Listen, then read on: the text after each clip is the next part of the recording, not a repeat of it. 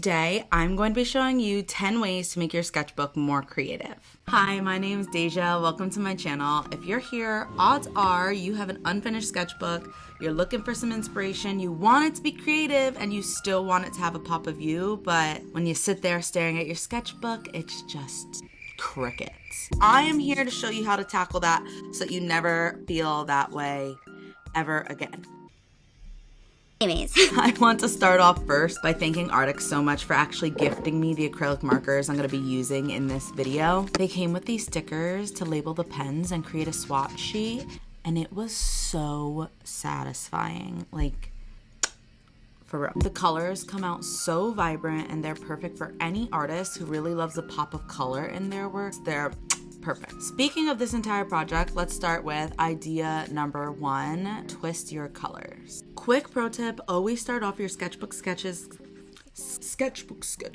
Always start off your sketchbook sketches with something that's gonna fill you with dopamine, something that's gonna make you super happy, because it's really hard to start off a sketchbook with the idea of perfection playing around in the back of your head. So I like to go into it super simple. What would 8th grade me draw, think is cool and fun? And let's start with something like that. I usually go for some type of character, cartoon, or even like a jewelry piece or an accessory I really used to love. Oh, what were they called? Clip clips. Oh my gosh, the little music players I used to listen to NSYNC. Start off with something that's gonna make you feel like just remember that the goal is to actually twist the colors, whether that's you picking out your favorite colors and only using those colors in this painting, whether that's you going on Pinterest and looking up some palettes that you like, or maybe looking out into nature and seeing sunsets or river scenes that really pique your interest. Agree with yourself that you're only going to be using this color scheme, and I promise you, you'll create something really cool looking and really, really creative. It's time for idea number 2. I like to call this one the sketch piggyback, and it actually has 2 options to choose from. We love choices. What? Anyways, it gives us 2 options to choose from. First is like, yeah, sure, you can copy my homework, but make sure to change some answers. And it's just like, all right, what did the first drawing give you? And then how can you create a vibe that's super similar and reminds you of that first one? Your second choice is to lay down the first 3 things, or one of the first 3 things you think of when you think of your first sketch. So for example, if I were sketching cotton candy makes me think of that one TikTok I saw with the raccoon who's eating cotton candy and then tries to clean his hands, and instead the cotton candy disappears into the water. That would be one of my first thoughts for cotton candy. Then I might think of cotton candy chopper from One Piece, or maybe I'll think about cotton candy from the carnival. And those are 3 additional things that I can put out onto the entire layout of my sketchbook, and now I have something super different but super me. Idea number 4, pull things from your actual room and life that just make you feel the most like you, because at the end of the day, this is your 2024 sketchbook and you want to look back on it and be like, wow, that was my pink era, that was my squishy era, that was my I only ate nuggets every day for a month era. Let yourself know who you are as an artist today, because that is one of the most creative things you can show yourself in the future. On that note, tip 5 is to write in your sketchbook.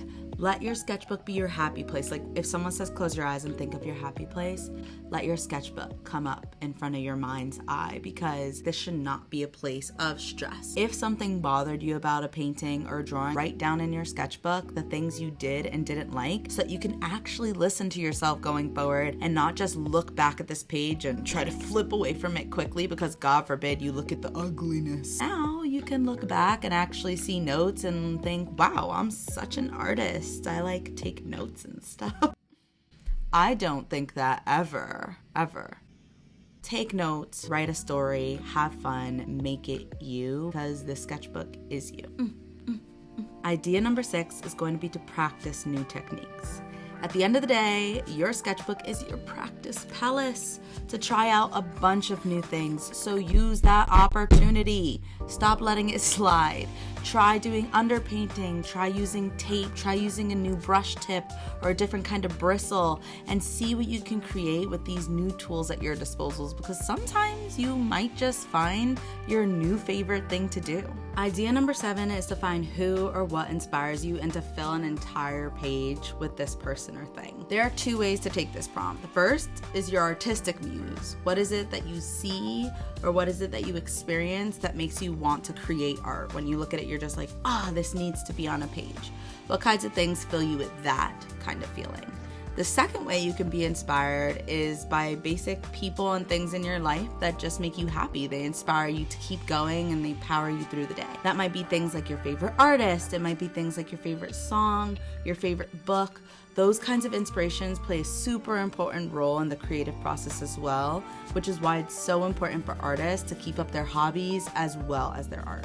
Oh my god, my biggest muse is my dog. How did I not mention that your dog could be your muse here? Don't tell Sage. Speaking of little puppy dogs, pet portraits is another great add to your book. Whether that is your pet, a friend's pet, a pet you see online, there is nothing better, I promise you nothing better than going onto Pinterest and looking up cute or funny blank insert animal. Obviously, you can use some of the tools that I recommended earlier, like color twists or different mediums in order to create this look, but I highly, highly recommend just putting a cute little face in there. Why not give yourself a reason to smile every single time you open your sketchbook? Idea number 9. Idea number 9. Okay, 9's actually my favorite number, so I thought I'd party for it. That was so cringy now that I think about it. Anyways. Idea number 9 is to find something in your craft cave and use it. Whether you have some extra glitter or sequins, or you have some extra hot glue, or if you have some extra aluminum foil, figure it out, cut it into stars, make yourself some shinies. Do something super out of your wheelhouse and use something that you've left to rot inside your closet or drawer, because using the things inside your little craft cave is so deeply fulfilling and satisfying to the core, because it's like that little bone that always said, you'll need this for something someday. You're feeding that circle. You're continuing to be in that cycle, and you will hoard little tiny craft things for the rest of your life. So, welcome. So far, I am actually loving the glitz and glam on this cowboy hat, though I want to be so real with all you guys. It takes so long to do, so I highly recommend if you're gonna like bedazzle your sketchbook, do that, because trust me, the dopamine I get from looking at this page is up there. But you're gonna be there for like at least 2 hours plus, depending on how big your sketch is and what you're doing. Idea number 10, and I'm almost even gonna call this rule number 10 or rule number 1 maybe. Fill your negative spaces. Fill your negative spaces the way you would have in middle school. Put stars, put sparkles, put hearts, put little surprise yay lines.